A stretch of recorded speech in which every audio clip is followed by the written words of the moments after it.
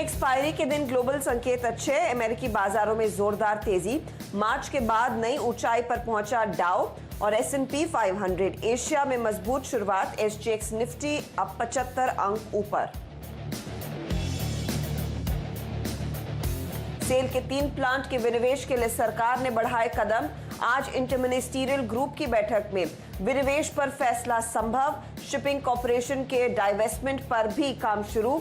आवाज ने कल ही दी थी ये बड़ी खबर।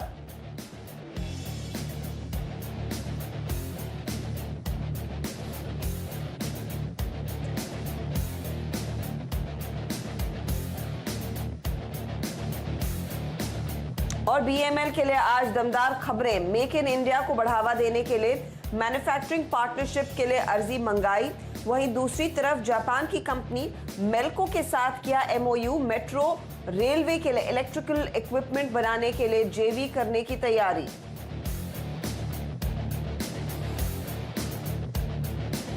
नोसल और एप्को टेक्स जैसे स्टॉक्स रहेंगे आज फोकस में। सरकार चुनिंदा रबर के इंपोर्ट पर लगा सकती है एंटी डंपिंग ड्यूटी। चीन, जापान, यूरोपियन यूनियन और रूस से डंपिंग की शिकायत के बाद ये ड्यूटी संभव। और आज चौथी तिमाही के नतीजे पेश करेगी लुपिन। अमेरिका में कमजोर बिक्री का नतीजों पर दिख सकता है असर। मुनाफे में 24% की कमी संभव। मार्जिन करीब 5% घटने की आशंका। और चौथी तिमाही में TVS मोटर से कमजोर नतीजों का अनुमान। आय, मुनाफे और वॉल्यूम पर दबाव का अनुमान। सीएट के भी नतीजे आज। मुनाफे में 43% कमी की संभावना।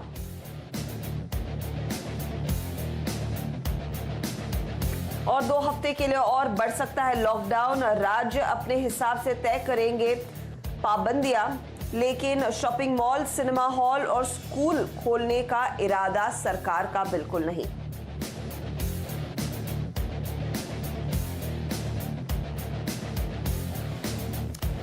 सबसे पहले आपको बता देते हैं हेडलाइंस के बाद कि कौन से मेहमान आपकी आज मदद करेंगे CNBC आवाज पर। कोलकाता से AUM कैपिटल के रिसर्च हेड राजेश अग्रवाल साहब से जानेंगे बाजार का फंडामेंटल नजरिया। बैंकों में जो कल तेजी देखने को मिली, अब क्या करना चाहिए, क्या बड़ी गिरावट बैंकों में हो चुकी है या फिर ये सिर्फ एक शॉर्ट कवरिंग मूव है, इसके ऊपर चर्चा होगी। साथ ही LFS ब्रोकिंग के राजेश सतपुते हमारे साथ होंगे। क्वांटेप एडवाइजर्स के रिसर्च है शुभम अग्रवाल साहब हमारे साथ होंगे। अल्टामाउंट कैपिटल के क्रिस सुब्रमण्यम भी हमारे साथ 10 से 10:30 बजे के बीच में जुड़ेंगे। लेकिन सबसे पहले चलते हैं नीरज के पास और समझते हैं अमेरिका के बाजारों का हाल। क्या गजब की रैली देखने को मिली है US में कल के सत्र में, और आज डाउ फ्यूचर्स संकेत दे रहा है कि 200 पॉइंट की बढ़त और देखने को मिलेगी। तो अमेरिका के बाजारों में नीरज वन साइड मूव्स देखने को मिल रहे हैं इकोनॉमी की रीओपनिंग की खबरों को लेकर। जी हाँ, बिल्कुल। लॉकडाउन जैसे जैसे वहाँ पे ख़त्म हो रहा है, नई नई जगहों पे चीज़ें खुल रही हैं, उसका फ़ायदा हो रहा है और मार्केट उसको बहुत पॉजिटिव वहाँ के पे लेके चल रहा है। दूसरे जो जापान में स्टिमुलस की बात चल रही $1 ट्रिलियन की, उसका भी एक इम्पैक्ट है।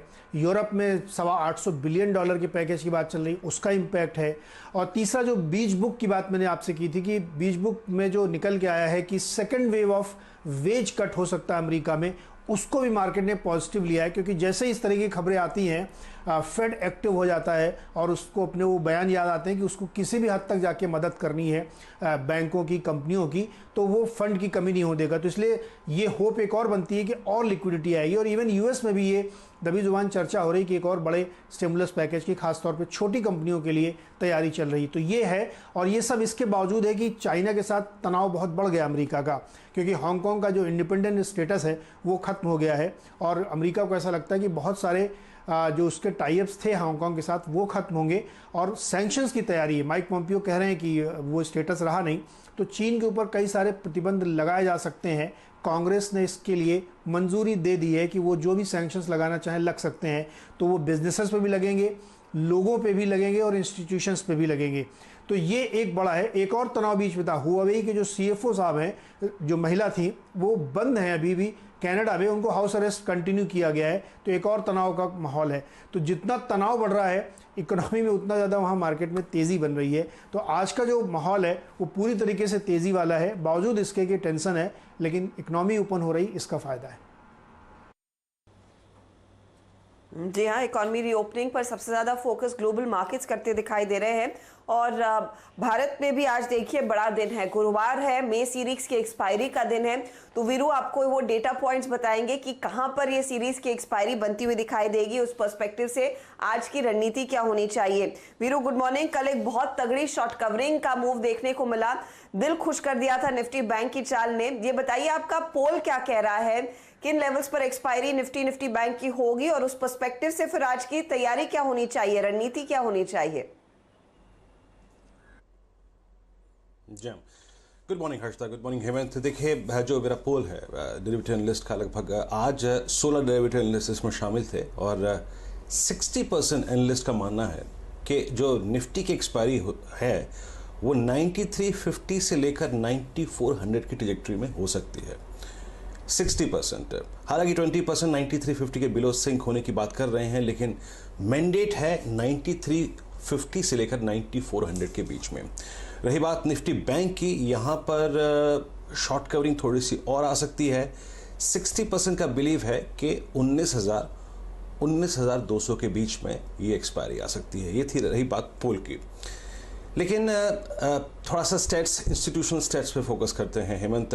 334 करोड़ रुपए की एफआईएस की सेलिंग का क्वांटम थोड़ा सा कम था। और अगर आप देखें नेट कैश जो बाइंग थी डेरिवेटिव्स में, डीआईएस की, वो थी करीब 2408 करोड़ रुपए, यानी बाजार में 2100 करोड़ रुपए का net cash inflow. That's good, ये अच्छा था और एक मीनिंगफुल बेस पर आया। याद रखिए, वो उससे भी बेहतरीन बात थी, एक मीनिंगफुल लेवल पे आया। इंडेक्स फ्यूचर्स में एफआईएस ने हेमंत लगभग 1664 करोड़ रुपए की बाइंग करी, 35,000 कॉन्ट्रैक्ट लॉन्ग। ये एक मीनिंगफुल, याद रखिएगा, स्टेट है। 1600 करोड़ रुपए की बाइंग। स्टॉक फ्यूचर्स में 911 करोड़ रुपए की बाइंग और लगभग 33,000 कॉन्ट्रैक्ट शॉर्ट्स को कवर कर लिया, 6,000 कॉन्ट्रैक्ट्स लॉन्ग करे। ये भी मीनिंगफुल और एक अच्छा सेट है लॉन्ग के साइड में। लेकिन आज का क्रक्स क्या है लेवल्स के अनुसार? इंडेक्स ऑप्शंस में हर्षता एफआईएस ने 1753 करोड़ रुपए की बाइंग की है। और समझ लीजिए गौर से कि क्या किया है उन्होंने हेमंत 24,000 कॉन्ट्रैक्ट कॉल लॉन्ग किए हैं। कॉल लॉन्ग यानी तेजी, और लगभग 22,000 पुट शॉर्ट करी है।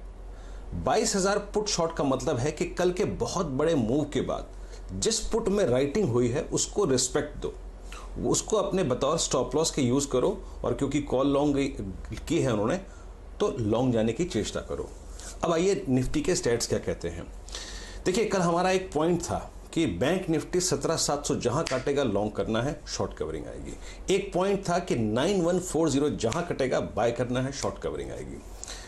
निफ्टी के प्रोस्पेक्टिव से हर्षता 9140 का मतलब क्या था? 9140 का मतलब था हमारा 20 डे एक्सपोनेंशियल मूविंग एवरेज। 20 डेमा के ऊपर जो लेवल आता है जिस पे हमें फोकस करना चाहिए, जो कि बतौर लॉन्ग हमारा एक स्टॉप टारगेट हो सकता है, वो है 9456। यानी आज के प्रोस्पेक्टिव से, कल के प्रोस्पेक्टिव से मेरा टारगेट है 9456। स्टॉप लॉस क्या रखना चाहिए? जैसे कि मैंने कहा कि एफआईएस ने पुट राइट की है, कल बाजार में काफी स्ट्रॉन्ग पुट राइटिंग हुई है। कल 52 लाख पुट बिकी हैं 9,091, 92, 93 के स्ट्राइक पे। तो याद रखिए, टिल द टाइम 9171 वॉलेट नहीं होता, बाय ऑन डिप्स की अप्रोच रखनी है। लेकिन आज का एक रिस्क रिवॉर्ड रेशो के लिहाज से अच्छा स्टॉप लॉस बनेगा 9229। तो बाय ऑन डिप्स 9229 का स्टॉप लॉस, पोजिशनल टारगेट और इंट्राडे टारगेट 9456 पूरा हो जाए, निकल के बाहर आ जाइए, क्योंकि सेकंड सेगमेंट जो है, सेकंड हाफ है, वो ऑप्शन राइटर का बाजार होगा। हेमंत, ठीक बात है। अब तो